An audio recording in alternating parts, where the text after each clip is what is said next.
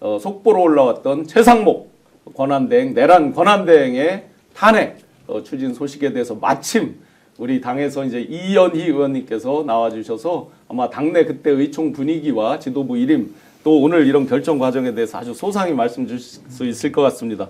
우선 최상목 탄핵 추진 그 경과 당내 또 의총할 때 분위기 이런 건 어땠습니까?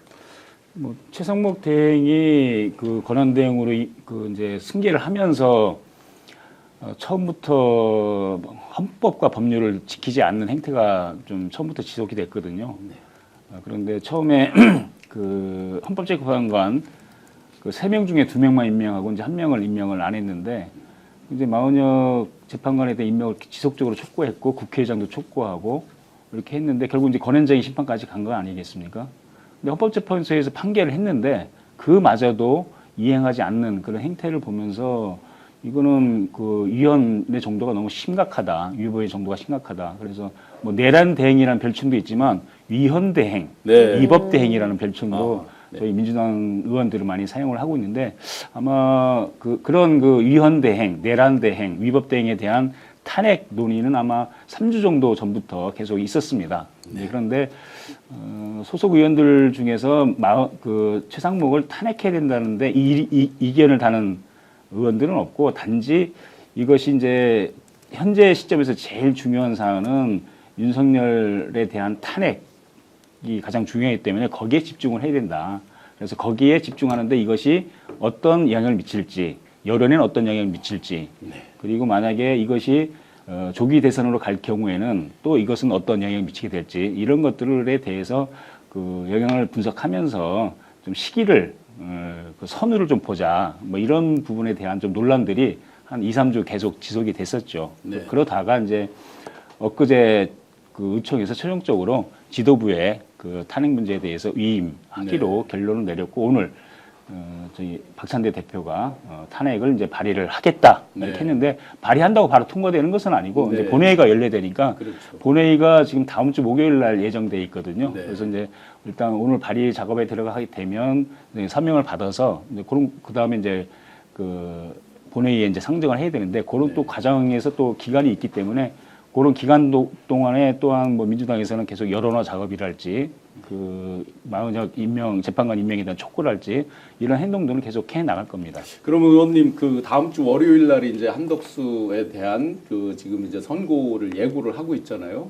그러면 그 부분과도 같이 맞물려서 고려를 해서 혹시 이제 만에 하나 기각이 되면 이제 원상복귀가 되잖아요. 네. 그럼 자동으로 사실상 이제 최상목 씨는 뭐 자리에서 이제 일종의 권한대행은 내려놓고 이제 경제부총리로만 가게 될 텐데 그런 시기적인 것까지 같이 고려가 된 걸까요? 뭐 그런 시기 고려까지는 하지는 않았고 그 최상목 그 탄핵에 대한 최종 결정은 의총에서 먼저 논의가 됐는데. 그 한덕수 부분은 어제 이제 발표가 된 거잖아요. 그러니까 먼저 탄핵에 대한 논의가 먼저 결론이 내려졌고 그 다음에 이제 한덕수가 나온 거기 때문에 그걸 뭐 그 예상해서 한 결정은 아니었고 뭐 이제 그 최상목 대행에 대해서 이제 탄핵 결정을 하고 나니까 이제 한덕수 부분이 이제 잡혀서 이제 이것을 어떻게 대행하는가 근데 그런 문제가 남아 있는 거죠. 지금 시작하자마자 5,000분 넘게 아주 뜨겁게 글들 남겨주고 계신데요. 그 최상목이라는 이름도 부르기가 싫은가 봅니다. 최병목이라는 분도 계시고 병목 현상. 진짜. 가기만 하면 뭐가 통과가 안 되니까. 국정의 병목 현상. 초상목이라고 써주신 분들도 있습니다. 초상. 초상목이라고 아주 그렇게 프랑켄슈타인 끌어내는 뭔가요? SS님께서 심지어 이제 그 헌재는 국민이 심판해야지 이제 헌재에 대한 참 정말 애끓는 이런 이제 여러 가지 마음들이 잘못하면 이제 분노로 또 지금 가기 직전입니다. 헌재 폐지까지 이제 아자요님께서 말씀 주시는데요. 그 박사님, 그 최상목 권한대행에서 주로 쟁점적으로 우리가 탄핵을 해야 된다 다루는 주요 이슈가 뭐뭐였는지 한번 간단히 정리 한번 부탁드리겠습니다. 말씀하신 핵심적인 내용들은 저희 지금은 이제 국민 분노 유발자 같은 개념이잖아요. 그러니까 헌법재판소에서 마은혁 재판관에 대해서 임명하지 않는 것 자체가 위헌적이다라고 얘기했음에도 불구하고 거의 지금 3주 동안 꿈쩍도 안 하는 상황이기 때문에 우리 헌법에서 얘기하는 거의 본인이 특수계급처럼 지금 행동을 하고 있는 상황인 맞습니다. 거죠. 그러니까 법 앞에 평등이 무너지게 되는 것이고 또 하나는 헌법이라고 하는 것이 우리의 최종적인 헌법에 대한 해석 권한을 가지고 있는 기관인데 그 기관의 어떤 권능, 그 기관의 존엄성 이런 것을 갖다 완전히 부정하는 행위이기 때문에 삼권 분립 원칙에서도 위반되는 행태들을 반복적으로 하고 있고 거기다가 야, 헌재 결정을 갖다가 대행도 지키지 않는데 이거 나중에 윤석열 파면시키고 난 다음에 그 파면 결정에 대해서 수긍하겠는가라고 하는 이런 부분도 다 있기 때문에 네. 저는 기본적으로 소위 헌법을 수호한다라고 하는 가장 중요한 의미에서 헌재 결정을 따르지 않은 이런 문제, 그건 다른 거 다 필요 없고요. 네네. 이 부분만에 대해서라도 헌법재판소가 명확한 판결을 내림으로써 앞으로 헌법재판소의 결정 사항들은 대한민국 국민 누구 뭐 그것이 대통령이건 아니면 우리 같은 예를 들면 일반적인 범인이건 따르지 않는다면 헌법 질서가 무너질 수밖에 없다라고 하는 매우 명징한 네. 입장들을 밝혀내 달라고 아마 민주당에서는 탄핵을 지금 발의한 것 같고요. 저는 기본적으로 이 부분은 매우 의미 있는 형태인 거다. 그러니까 이것이 탄핵이 인용되고 말고를 떠나서 이런 일들을 벌이는데 국회가 아무것도 하지 않는다면 국회는 존재할 이유가 없는 것이고 소위 행정부의 독주에 대해서 견제도 하지 않는다라는 측면에서는 맞습니다. 저는 매우 엄중하게 민주당이 좀 늦은 감은 있습니다만 충분히 그런 어떤 헌법적 질서를 수호하겠다고 하는 명확한 입장을 보여준 거고 뭐 오죽하면 이재명 당대표가 최상목 그 권한대행에 대해서 직접적으로 당신 직무유기죄를 지금 범하고 있는 겁니다. 네. 헌법 지키세요. 네, 네. 국민이 이렇게 화나 있습니다라고 하는 네. 얘기를 할 정도의 상황까지 왔기 때문에 본인은 안 지키면서 지금 온 국민에게 헌법 저기를 그렇죠. 헌재 결정나면 잘 따르라 이런 말도 황당하게 했잖아요. 그러면 지금 민주당 입장에서 내란 세력과의 전면전 이런 느낌으로 저는 다가오는데 어떻습니까? 맞습니다. 그런 것 같고요. 그리고 최상목 대행의 탄핵과 관련해서는 크게 두 가지 사유 생각할 수 있을 것 같습니다. 첫 번째는 기재부 장관, 경제부총리 할 때 내란에 가담했다라는 쪽지? 거죠. 네, 문건. 네, 네, 최상목 문건. 문건인데 네. 자기는 굳이 쪽지라고 빠득빠득 쪽지고 우기죠. 뭐 못 받고 뭐 이런 얘기를 네, 하지 네. 않았습니까? 요게 내란에 가담했던 게 하나가 있고 두 번째는 대통령 권한 대행을 하면서 마은혁 재판관을 이제 임명하지 않았다라는 게 있습니다.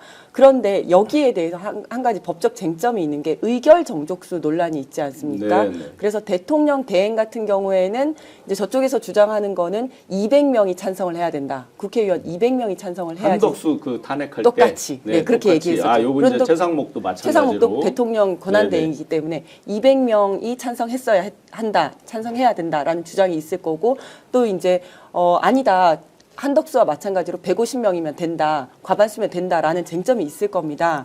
그런데 이번에 다음 주 월요일 날 한덕수에 대한 선고가 있지 않습니까? 네. 그러면 거기서 이제 의결 정조세에 대해서 아마 결론이 나올 거거든요. 네. 그 내용을 보고 이제 소추 의결서를 쓰지 않을까 생각을 합니다. 네, 좋습니다. 네. 복덩이님 슈퍼챗 감사드립니다. 의원님 그 민주당에서 이제 최근에 새로운 또 사실을 하나 뭐 저희가 알고 있었긴 했지만 뇌물 그리고 뇌물죄와 강요죄 486억 원 박근혜 정부 당시 안종범 수석 밑에서 네. 경제금융 비서관을 하면서 미르재단 이걸 막 푸시를 했다 이런 것도 이제 새롭게 이렇게 제기도 됐거든요. 새로운 게 공소시효도- 아니고 예, 그렇죠. 원래 있었지만 있었던 이제 건데 네네. 저희가 엊그제 그 법률위원회에서 그 내용으로 고발을 했죠. 예. 근데 저도 이제 그 내용을 들으면서 최상목이라는 대행이 정말로 심각한 사람이구나. 예. 법을 전혀 지키지 않고 위법의 이원해 그리고 또 뇌물 행위까지 이렇게 한 걸 보면은 저 사람이 어떻게 공직에 있는지. 그게 공소시효가 지금 남아 있다는 예, 공소시효 15년입니다. 예, 뇌물죄이기 때문에. 네, 네. 예, 그래서 아직 시간 충분하기 때문에 예. 그 고발 들어가서 수사하면 예. 저는 기소될 거라고 구속될 거라고 좀 보고 있습니다. 퍼스널 컬러를 막 아, 이렇게 몰하면서 진짜. 대통령 놀이 같이 저희 눈에는 보이는데 그런 걸 어떻게 보십니까? 너무 좀 가짜죠. 예. 네. 그 본회의 때 와서 이렇게 답변하는 거 보면은 정말 가당치 않은 행동들을 많이 하고 있는 거죠.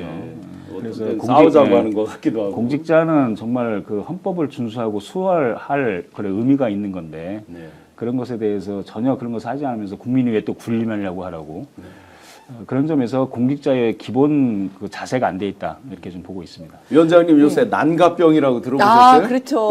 혹시 다음 대통령이 난가? 이래가지고 지금 그렇죠. 난가병 걸린 거 아니냐 이런 난가병 비판이 걸린 나와요. 그런 것 같습니다. 네. 아니 그래서 지금 정말 퍼스널 칼라 오늘 또 뭐 어젠가 떡 치러 갔더라고요. 하고 네. 막 온갖 행사 다 사관학교 다니고. 가서 막 저 행가래 치고. 맞습니다. 지금 네. 이제 아주 신난 것 같은데 저는 이 미르재단, K스포츠재단 요거 관련해서 정말 진작에 수사를 했어야 했다라고 생각을 하는데 기억하시겠지만 당시에 미르재단, K스포츠재단 만들어가지고 안종범 경제수석하고 최상목 당시 경제금융비서관이 기업들 다 돌아다니면서 거의 뭐 삥 뜯은 거 아닙니까? 돈 네. 넣으라고 해가지고 수백억을 거기 넣게 하고 최순실이 거기 빨대 꽂아가지고 쪽 빨아 먹은 거잖아요. 그렇죠. 그래서 실제 공범인 안종범은 6년형인가 4년형인가 지금 이제 처벌을 받고 있는 중인데 최상목 같은 경우에는 그 처벌을 안 받았죠. 당시에 윤석열 특검보가 빼준 겁니다. 네, 최상목을. 네. 그러면서 플리 바게닝을 했다 이렇게 이제 당시 이야기가 또 의심이 많이 있었죠. 네. 그런데 최상목은 거기서 이제 은혜를 받은 거고, 그래서 지금 열심히 충성하고 있는 네. 거거든요.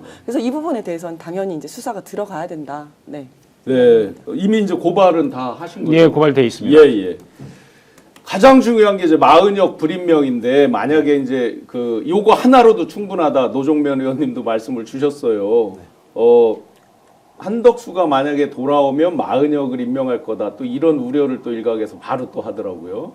한덕수가 돌아오면 네, 마은혁을 임명해서 시간을 끌고 언론 시간을 역할을 더 끈다. 해야 한다 네. 이렇게 얘기를 할 건데 제가 볼 때는 아마 그런 일들은 벌어지지 않을 거라는 생각이 들어요. 네. 헌재 같은 경우는 마찬가지입니다만 4월 18일이면 두 분의 헌법재판관 자체가 임기가 종료되는 상황이기 때문에 만약에 그때까지 변론을 미룬다라고 얘기하는 건 헌법재판관 8인이 헌정 질서를 무너뜨리는데 지금 공조한다는 얘기밖에 안 되는 상황이거든요. 네. 그러니까 정영식 재판관, 보수적인 재판관이 맨 처음 한 얘기 주심 재판관인데 적어도 대통령 탄핵 심판은 가장 우선적으로 하겠다라고 얘기하는 건 대통령은 행정수반이기 때문에 이 사람의 권한대행 체제라고 얘기하는 건 헌정질서 자체가 불안정하다라고 하는 것이고 헌정질서가 불안정하게 되면 저희 국가운영 자체에 대한 국민적인 혼란이 가중될 수밖에 없다라는 판단이지 않습니까? 네네. 근데 만약에 두 명이 빠지면 6인 체제밖에 안 되는 상황인데 그 6인 체제를 용인하면서 소위 마은혁 재판관이 임명되면 계속 변론을 진행한다라고 얘기하는 건 저는 공범이 되는 거다. 그 순간 헌법재판관들이 공범이 되는 상황이기 때문에 저는